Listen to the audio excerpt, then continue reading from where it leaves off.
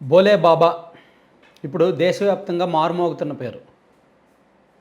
ఒక సత్సంగ్ నిర్వహణ కోసం పోలీసుల దగ్గర అనుమతి లేకుండా, ఎటువంటి సమాచారం కూడా లేకుండా, ఎటువంటి సరైన ఏర్పాట్లు లేకుండా లక్షలాది మంది భక్తులను పోగేసుకొని ఒక కార్యక్రమాన్ని నిర్వహించి దాదాపుగా 121 మంది మరణానికి కారణమయ్యాడు ఆయన. యాక్చువల్లీ అసలు ఎవరి భోలే బాబా? ఇంత దారుణమైన ఘటన జరిగిన పోలీసులు అతన్ని ఎందుకు పట్టుకోలేకపోతున్నారు? బీజేపీ పెద్దలతో ఏమైనా కనెక్షన్స్ ఉన్నాయా? అతను ఏమైనా భారీగా భక్తుల్ని ఓటర్లుగా మార్చి బీజేపీతో ఏమైనా పొలిటికల్ బిజినెస్ చేస్తున్నాడా? ఇవన్నీ కూడా అనుమానాలు ఉన్నాయి చాలామందిలో. సో అతను బ్రీఫ్గా అతని గురించి చెప్పుకోవాలంటే, యాక్చువల్లీ అతని ఒరిజినల్ నేము నారాయణ్ సకార్ హరి లేదా సకార్ విశ్వహరి అంట. అతని ఒరిజినల్ పేరు అయితే అదంట. అతనే భోలే బాబాగా ప్రాచుర్యం పొంది 26 సంవత్సరాల కిందట ఈ రిలీజియస్, ఈ హిందూ, ఈ మతపరమైన, డివోషనల్ పరమైన, ఆధ్యాత్మిక పరమైన కార్యక్రమాలు నిర్వహిస్తూ ఉన్నాడనమాట. యాక్చువల్లీ నార్త్ సైడు బాబాలు ఉంటారు. ఇప్పుడు మనకి పంజాబ్లో ఆ మధ్య డేరా బాబా బయటకు వచ్చాడు. సో ఇప్పుడు భోలే బాబా బయటకు వచ్చాడు. ఇటువంటి బాబాలు ఎంతోమంది ఉంటారు నార్త్ సైడ్. మనకి ఇక్కడ స్వామీజీలు ఉంటారు. మనం స్వామీజీ అంటాము, వాళ్ళు బాబా అంటారు. సో ఇక్కడ స్వామీజీలు అక్కడ బాబాలు, అక్కడ బాబాలు ఇక్కడ స్వామీజీలు. ఇక్కడ గెటప్ అంతా కాషాయంలో ఉంటుంది, అక్కడ గెటప్ అంతా ట్రెడిషనల్గా రకరకాలుగా ఉంటుంది. ఎవరైనా సరే అజెండా ఒకటే, సంపాదన, పేరు వస్తుంది, విపరీతమైన భక్తులు పేరు ప్రఖ్యాతులు వస్తాయి, డబ్బులు సంపాదన వస్తుంది, దాంతోపాటు పొలిటికల్గా లాబింగ్లు చేసుకునే శక్తి వస్తుంది. ఎందుకంటే భక్తులు ఆటోమేటిక్గా వచ్చారు అంటే రాజకీయంగా కొంత పలుకుబడి వచ్చినట్టే కదా. సో అందుకని రాజకీయ నాయకులతో పరిచయాలు ఏర్పడతాయి కదా. ఆ పరిచయాలు లాబింగ్లకు దారితీయడము, రకరకాల ఇంటర్నల్ వ్యవహారాలకి, అప్లికేషన్స్కి దారితీస్తాయి కదా. దాంతో పొలిటికల్ బిజినెస్ రన్ అవుద్ది. సో ఇతను కూడా చేస్తుంది అదే పొలిటికల్ బిజినెస్. వాళ్ళ ఆశ్రమంలో, ఉత్తరప్రదేశ్లోని హత్రా జిల్లా వాళ్ళ ఆశ్రమంలో ప్రతి సంవత్సరం కూడా ఇటువంటి సత్సంగాలు నిర్వహిస్తారు. సో యాక్చువల్లీ దీనికి 20,000 మందికి అనుమతి.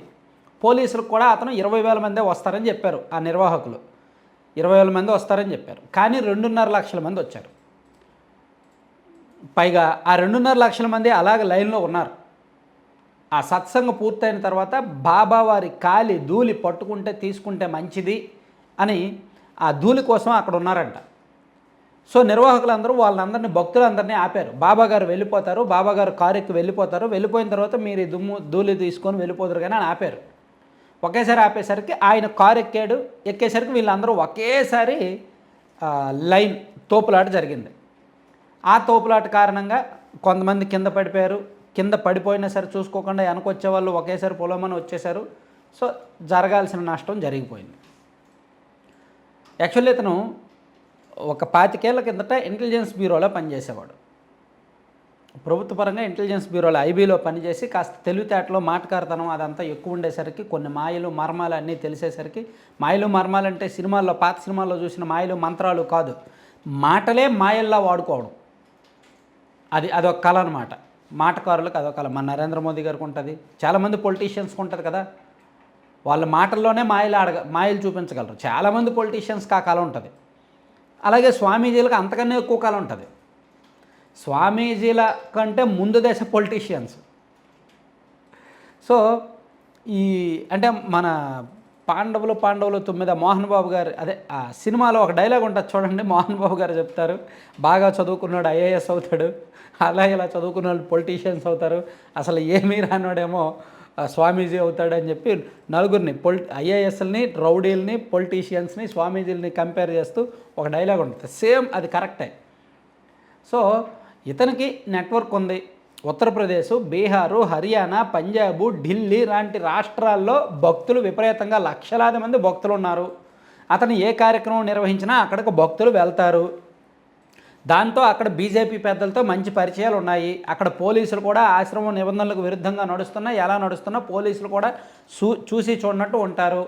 ఎందుకంటే అతను స్వామీజీ కాబట్టి, అతనికి లాబింగ్ ఉంది కాబట్టి, అతనికి లక్షలాది మంది భక్తులు ఉన్నారు కాబట్టి, అతను పెద్ద ఇన్ఫ్లుయెన్సర్ కాబట్టి పోలీసులు కూడా ఏమీ చేయలేరు. సో అందుకని అనుమతి లేకుండా ఈ కార్యక్రమం నిర్వహించడం, ఇలా జరగడం, ఈ దురదృష్టవశాత్తు అన్నీ జరగడం ఇది జరిగింది. సో ఇది జరిగిన తర్వాత ఆయన రెస్పాన్సిబిలిటీ తీసుకోవాలి.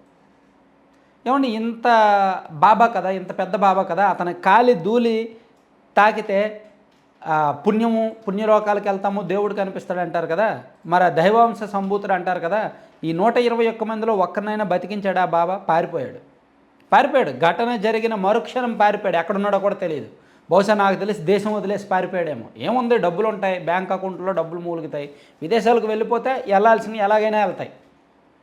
లేదా ఒక నెల 2 నెలల తర్వాత ఈ ఘటన మొత్తం అందరూ మర్చిపోయిన తర్వాత అప్పుడు వస్తాడేమో మళ్ళీ. ఇటువంటి బాబాలు చేసే పని అదే. చెత్త వెధవలు అనమాట, యూజ్లెస్ ఫెలోస్. మన ఆంధ్రప్రదేశ్లోనూ ఉన్నారు, తెలంగాణలో ఉన్నారు, అన్ని చోట్ల ఉన్నారు. అఫ్కోర్స్ కొంతమంది మనోభావాలు దెబ్బతినొచ్చు కాక, కానీ బాధ్యత తీసుకోలేనివాడు, అసలు చనిపోయిన వారిని బతికించలేనివాడు ఏం బాబా అండి? ఏం దైవాంశ సంభూతుడండి? దేవుడికి అన్ని శక్తులుంటే, దేవుడికి 1,00,000 రకాల శక్తులుంటే, ఈ దైవాంశ సంభూతులకి అందులో 1% అయినా శక్తులు ఉంటాయేమో కదా. ఆ శక్తులతో చనిపోయిన వాళ్ళని ఎవరినో ఒకరినైనా బతికించవచ్చుగా. బతికించలేనాడు ఎందుకు బాబాగా పేరు చెప్పుకోవడం? వీళ్ళేం బాబాలు? పోనీ ఓకే, బతికించలేడు, బాధ్యత తీసుకోవాలి కదా. ఇదిగో మేము ఇలా అనుకున్నాం, ఇలా జరిగింది, సో నాదే బాధ్యత, నేను అలా అనుకున్నాను కానీ పొరపాటు జరిగిందని బాధ్యత తీసుకోవచ్చుగా. వెళ్ళి పోలీసులకు లొంగిపోవచ్చుగా, విచారణ ఎదుర్కోవచ్చుగా. ఎందుకు పారిపోవాలి? అంటే భక్తులు, తనను నమ్మి వచ్చిన భక్తులు ఇలా మరణించినా సరే అతనికి పట్టదా?